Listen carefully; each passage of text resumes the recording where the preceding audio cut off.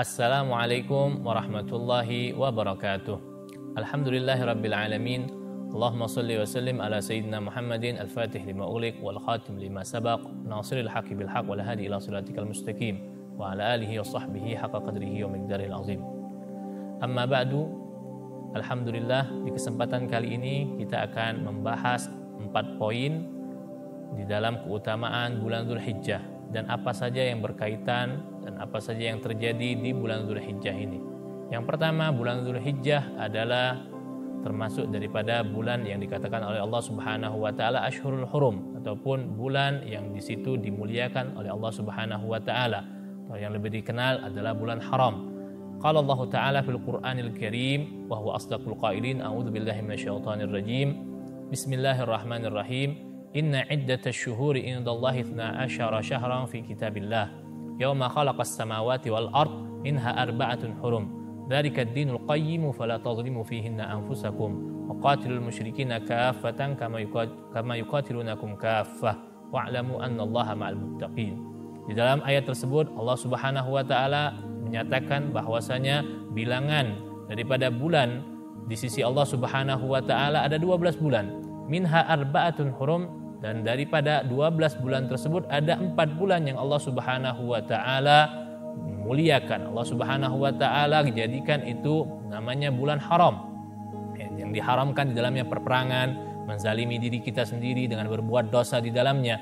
Maka dari itu dikatakan bulan haram ataupun bulan yang dihormati dibanding daripada bulan-bulan yang lainnya. Termasuk daripada bulan haram tersebut adalah bulan yang kita sekarang ada di dalamnya, yaitu bulan Dzulhijjah. Allah Subhanahu wa taala memuliakan bulan Dzulhijjah ini sampai-sampai Allah Subhanahu wa taala menyatakan di dalam Al-Qur'an wal fajri walayalin ashr, demi waktu fajar dan demi malam-malam yang 10. Ulama berbeda pendapat di dalam menafsiri walayalin ashr. Ada sebagian yang menafsirkan bahwasanya walayalin ashr dan demi malam-malam yang 10 adalah 10 terakhir di bulan Ramadan. Ada pendapat yang lain menyatakan bahwasanya walayalin ashr, malam-malam yang 10 adalah 10 hari pertama di bulan Dzulhijjah. Kenapa Allah Subhanahu wa taala sampai bersumpah dengan menggunakan 10 pertama di bulan Dzulhijjah ini? Nah, Nabi Muhammad sallallahu alaihi wasallam menyatakan afdalu ayyamid dunya ayyamul ashr. Sebaik-baik yang paling afdal daripada hari-hari di dunia ini adalah 10 pertama di bulan Dzulhijjah. Ulama mengomentari ataupun ulama menjelaskan bahwasanya kenapa bisa 10 awal di bulan Dzulhijjah ini menjadi hari yang istimewa, hari yang paling afdal di dunia ini. Kata ulama, salah satu ulama mengatakan, Ibn Hajar di dalam kitabnya Fathul Bari mengatakan bahwasanya lijtima'i ummahatil ibadah fiha, karena berkumpulnya pokok-pokok ibadah di dalam 10 awal di bulan Dzulhijjah. Kita perhatikan di dalamnya terdapat haji, kemudian ada salat, ada sedekah, kemudian juga ada puasa di dalamnya. Terkumpul pada saat itu 10 awal di bulan Dzulhijjah daripada ummahatul ibadah, pokok-pokok ibadah yang tidak mungkin terkumpul di waktu yang lain. Coba kita bandingkan dengan bulan Ramadan misalnya. Di bulan Ramadan ada di situ salat, kemudian ada juga puasa di situ, kemudian juga ada sedekah di situ, tapi di sana tidak ada haji. Maka dari itu ulama mengatakan bahwasanya hari yang paling mulia, hari yang paling afdal adalah 10 hari pertama di bulan Dzulhijjah.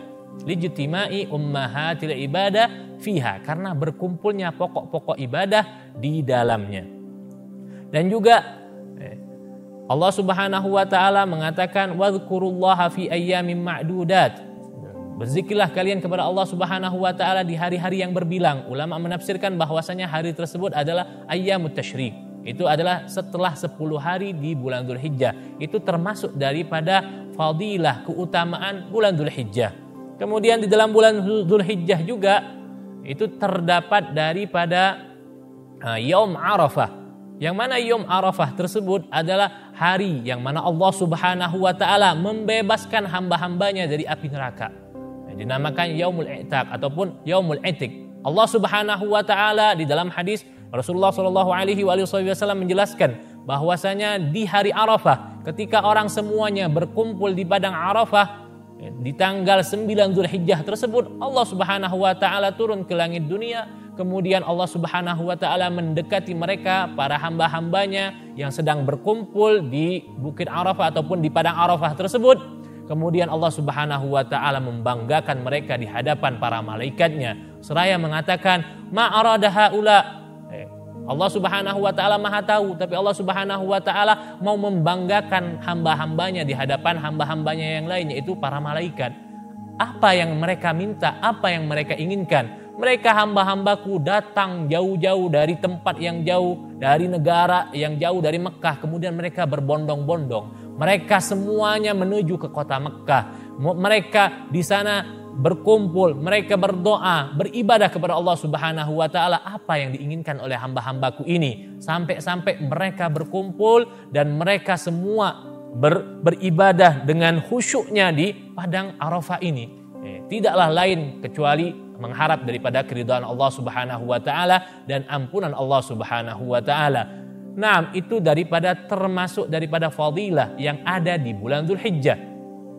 Fadilah yang lain di bulan Dzulhijjah ini ada Yaum An-Nahr, yaitu hari menyembelih. Adalah hari raya bagi pada orang muslim. Hari raya orang muslim ada dua. Yang pertama Idul Fitr, yang setelah orang semuanya berpuasa kemudian merayakan hari kemenangan, yaitu hari raya Idul Fitr. Ada yang lebih besar daripada hari raya Idul Fitr itu sendiri, yaitu hari raya Idul Adha. Setelah mereka semuanya melaksanakan ibadah haji bagi mereka yang mampu ataupun mereka yang melaksanakan ibadah haji di kota Makkah sana, mereka kemudian merayakan daripada semua daripada ibadah yang telah mereka laksanakan dengan berhari raya korban ataupun hari raya Idul Adha, Yaumun Nahar. Disebutkan di dalam hadis juga bahwasanya afdalul ayyami Yaumun Nahri. Yang paling afdal daripada hari-hari adalah hari Nahar, yaitu hari raya Idul Adha. Di dalamnya ada amal ataupun di dalamnya ada ibadah berupa korban. Kita memotong daripada kambing ataupun sapi ataupun onta, kemudian dagingnya kita bagikan kepada mereka para fuqara masakin. Kemudian ada ayyamut tasyrik, termasuk daripada kemuliaan di hari itu juga tsumma yaumul gharri, kata Nabi Muhammad sallallahu alaihi wasallam. Hari yang termasuk daripada hari yang mulia juga adalah Yaumul Ghar, yaitu hari ke-11 daripada bulan Dzulhijjah. Dan ada hari ke-12 dan ada hari ke-13 yang dinamakan Ayyamut Tasyrik. Di situ juga kita disunnahkan sunnah muakkadah. Bahkan di dalam satu mazhab ada yang menyatakan bahwasanya termasuk ibadah yang wajib adalah korban, yaitu memotong ataupun menyembelih hewan korban. Adapun di madhab kita, madhab Syafi'i, bahwasanya berkorban adalah sunnah muakkadah, sunnah yang sangat dianjurkan oleh syariat ini, yaitu di tanggal 10 bulan Dzulhijjah, tanggal 11, tanggal 12, dan tanggal 13. Itulah daripada amal-amal ataupun ibadah-ibadah, fadail, fadilah, keutamaan-keutamaan yang berada di bulan Dzulhijjah, yang mana dinyatakan di dalam hadis, ma min ayyamin al-amalu salihu fiha ahabbu ilallahi min hadhil ayyam, yakni ayyamul ashr. Tidak ada daripada hari yang mana amal soleh di dalamnya lebih Allah cintai dibandingkan daripada hari 10 Dzulhijjah. Artinya jika kita semua beribadah di hari 10 ini, itu lebih Allah cintai dibandingkan amal-amal kita di hari-hari yang lain. Maka dari itu ayo kita semua tingkatkan ibadah kita. Yang mampu untuk pergi haji, ayo kita semua pergi haji menuju kota Makkah. Kita laksanakan ibadah, kita ziarah ke Baitullahil Haram, kita ziarah kepada Nabi Muhammad sallallahu alaihi wa ala alihi wasallam. Dan bagi yang mereka yang tidak mampu untuk melaksanakan ibadah haji, mungkin mereka belum mempunyai daripada bekal untuk menuju ibadah haji ke kota Makkah, ataupun mereka sedang sakit, mereka sedang uzur, ada uzur-uzur yang lain. Ayo kita semua tingkatkan daripada ibadah kita di bulan Dzulhijjah ini, khususnya di awal bulan Dzulhijjah. Ayo kita semua bersama-sama berpuasa dari tanggal 1 Dzulhijjah sampai tanggal 9 Dzulhijjah yang dinamakan Yaum Arafah. Nabi Muhammad sallallahu alaihi wasallam mengatakan bahwasanya puasa di